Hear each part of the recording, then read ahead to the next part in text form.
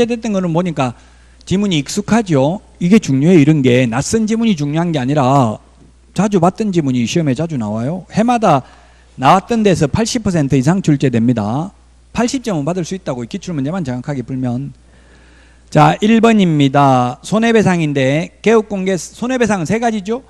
개업공개사의 고의가실이 있거나 고용인의 고의가실이 있거나 다른 사람의 중개행위 장소로 제공하여 의뢰인에게 정신적 손해가 아니라 재산상 손해가 발생해야 됩니다. 발생한 때는 그 손해를 배상할 책임이 있다. 그 손해라는 말은 뭐예요? 손해 입힌 전액을 다 배상해야 되죠. 시험에 보정 설정 한도액 범위 내에서 배상 책임이 있다 하면 X예요. 개업 공개사는 손해액 전부를 다 배상해야 되고요. 다만 보험회사는 보험 가입한 만큼만 배상하겠죠. 보증기관은 보정 설정 한도액 범위 내에서 배상하지만 개업 공개사는 손해액을 전부 다 배상해야 된다. 2번 보정 설정 시기는 등록 후 업무 개시 전 또는 등록 후 등록증 교부 전에 보정 설정을 해야 됩니다. 돈이 있다고 해서 등록 신청하기 전에 미리 설정할 수는 없죠. 등록 통지서가 있어야 됩니다. 우리 핵심 비교 정리 프린트 56번에 보면 보정 설정 시기 1, 2, 3번 시험에 잘 나옵니다.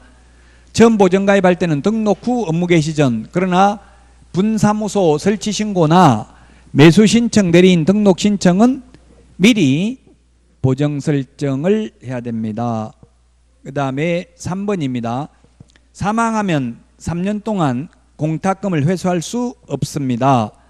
그 다음에 4번에 보정 설정 금액은 법인은 2억 원 이상, 개인은 1억 원 이상, 분사무소 1억 원 이상, 지역농협만 1,000만 원 이상입니다. 특수법인 1,000만 원 이상이라고 하면 X죠. 특수법인 중에서 지역농협을 뺀 나머지 산업단지관리기관, 지역산림조합, 한국자산관리공사 같은 경우는 특례가 없기 때문에 2억 원 이상입니다. 지역농협만 1,000만 원 이상이다. 5번입니다. 손해배상을 하고 나면 15일 이내에 재보정 설정을 해야 됩니다. 6번입니다. 6번을 보면은 보정 설정을 안 하면, 처음부터 보정 설정을 안 하면, 보정 설정을 하지 아니한 경우에는 임의적 취소 할 수 있고요. 취소 안 하면 개업공개사는 업무 정지할 수 있습니다. 근데 보정 설정을 하고 보장금액 등을 설명하지 않거나 그 다음에 보증 관계 증서를 교부하지 않는 경우에는 100만 원 이하의 과태료입니다. 100만 원 이하의 과태료.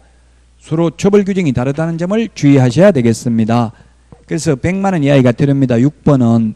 7번은 개업 공인중개사는 거래의 안전을 보장하기 위하여 필요하다고 인정하는 경우에는 거래계약 성립 때까지가 아니라 계약 이행이 완료될 때까지 계약금, 중도금, 잔금을 계약금 등이라고 하죠.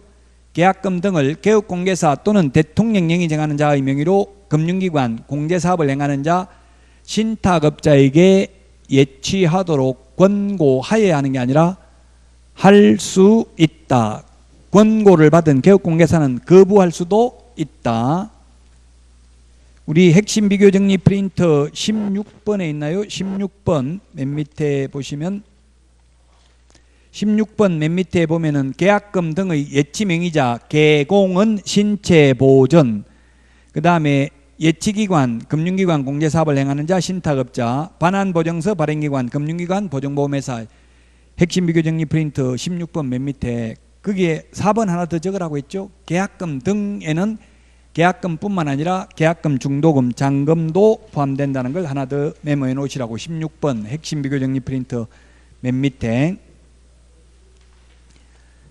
자, 그 다음에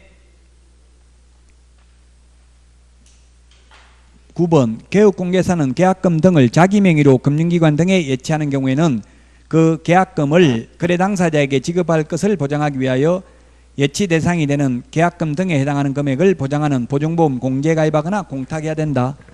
그래서 만약에 10억을 개업공개사 명의로 예치했으면 개업공개사가 10억 찾아가면 책임지겠다는 보증보험 공제 또는 공탁을 가입해야 된다고요. 그래서 개업공개사 명의로 예치할 수 있다라고는 이론적으로 되어 있는데 현실적으로 예치할 수 없게 해놨죠. 교육공개사 명의로 예치하면 또 보종보험 등을 가입해야 된다. 이중으로 돈이 들어간다. 기분만 나쁘게 해놨습니다. 다음은 2페이지 보겠습니다. 2페이지 중개보수와 관련되는 건데, 판례는 중개보수는 미리 이거 중개하면 중개보수 줄래 안 줄래 말 안 해도 당연히 받을 수 있다. 1958년도 판례입니다. 상법상 상인이므로. 그 다음에 2번 주택에 대한 중개보수는 국토교통부령이 정하는 범위 내에서 시도조례로 정하고, 3번 주택 외의 경우에는 국토교통부령으로 정하는데, 국토교통부령에 보면 주택 외의 경우 매매든 임대차든 모두 0.9 전분의 9 0.9%입니다. 그 다음에 4번 건축물 중 주택의 면적이 2분의 1 이상인 경우 전부 주택이고요, 주택의 면적이 2분의 1 미만이면 전부 주택이 아닙니다. 그래서 기출문제 어떻게 나왔냐면 주택의 면적이 3분의 1인 경우 이렇게 나왔어요. 주택의 면적이 3분의 1이라면 주택이 아니란 이야기죠.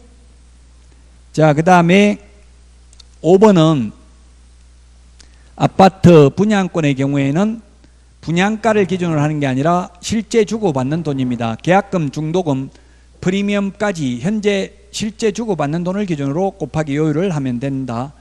그 다음에 6번은 월세가 있는 경우는 보증금 더하기 월세 곱하기 100을 해가지고 5천만 원 미만이 나오면 보증금 더하기 월세 곱하기 70을 하죠. 70.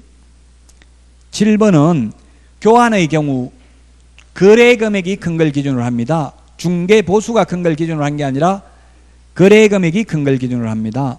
8번 중개사무소 소재지와 중개대상물 소재지가 다른 경우는 뭘 기준으로 한다?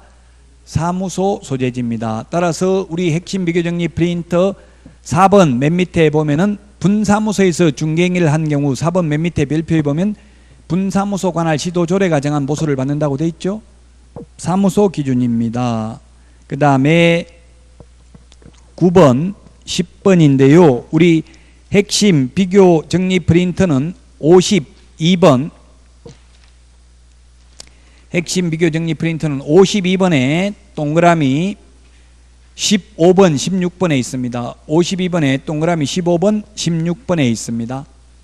즉 권리관계 등의 확인에 소요되는 실비는 매도, 임대 의뢰인에게, 그 다음에 계약금 등의 예치 권고제도와 관련되는 실비는 매수, 임차 의뢰인에게 받을 수 있다는 내용입니다.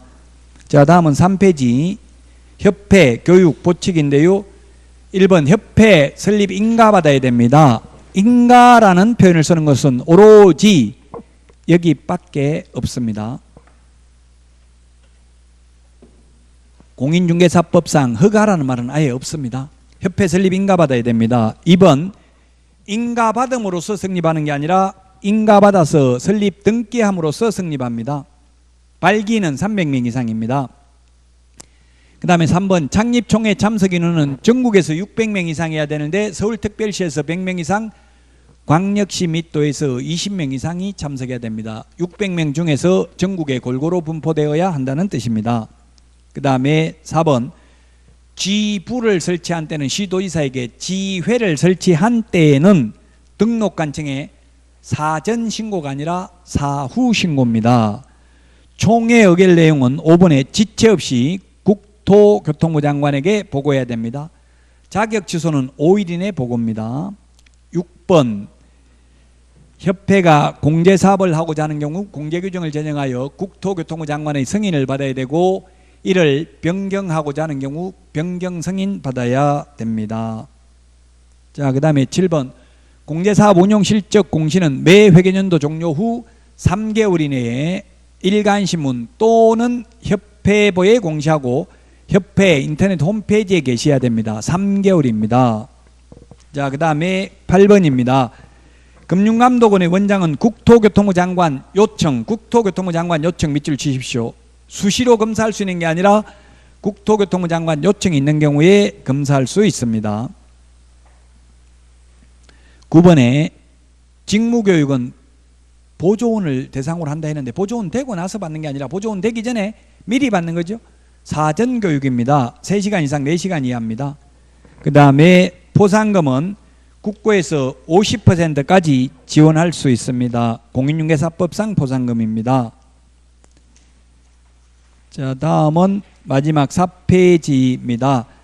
지도감독 및 행정처분입니다. 자격정지기간 중에 업무를 하거나 자격정지기간 중에 이중소속을 한 소속공인중개사는 자격 취소입니다. 그러나 자격정지기간 중에 있는 자로 하여금 업무를 하게 한 개업공개사는 절대적 등록 취소 사유에 해당이 됩니다.